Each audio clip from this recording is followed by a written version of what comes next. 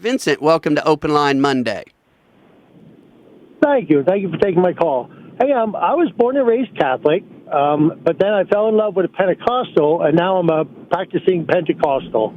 My question is, growing in the Catholic Church, you have statues everywhere, yet in one of the Ten Commandments, it specifically states, thou should have no graven images.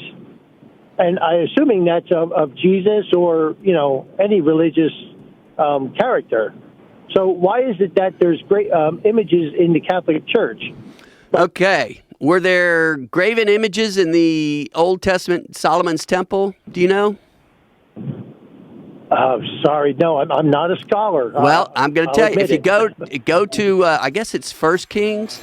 Well, I tell you what, we got a hard break coming up here. We had a question about graven images in the Catholic Church and how the commandments say thou shalt not have any graven images. But first I want to correct you, Vincent. It says thou shalt not bow down and worship any graven images. It does not say no graven images. It says you should not worship them, in essence, as if they were gods, because, the commandment says, I am the Lord thy God, thou shalt not have any false gods before me. And so obviously if you're worshiping statues and such, you have false gods before him. So it's not no graven images, it's do not worship any graven images. And I say that because the question I asked you, the Temple of Solomon, which was God directly gave Solomon the instructions on what to have in the temple.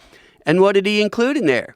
A number of graven images of things under the earth and under the heavens, animals, the sea, trees, all sorts of graven images.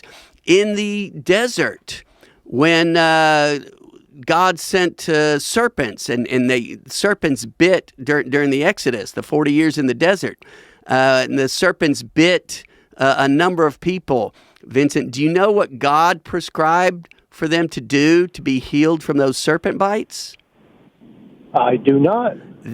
God said, make an image of a serpent and let that image, look upon the image and you will be healed.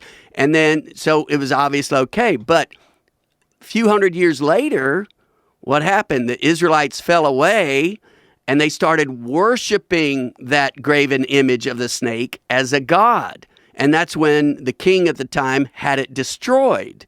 Because it was okay as a graven image, it was not okay as a graven image that was being worshipped. Also, what's on top of the Ark of the Covenant? 2 images of angels, graven images of angels on the holiest relic in Israel, the Ark of the Covenant, which contained the 10 Commandments, some of the manna from heaven, and the staff of Aaron. So God did not say, do not make graven images, or do not have them in your worship space, because God commanded them to be in the Israelites' worship space, the Temple of Solomon. He said, do not bow down and worship them, which is something that Catholics do not do. If you ever see or hear somebody who claims to be Catholic saying, oh yeah, I worship that statue of Mary, or I worship that statue of Jesus, or that statue of St. Francis, they're doing something contrary to the Catholic faith, and they aren't really Catholic. Does that answer your question? For 26 years, and I've never done that. Yeah. Yes, that answers my question. Very good. Well, okay, so yeah, it was just a misconception of what I thought.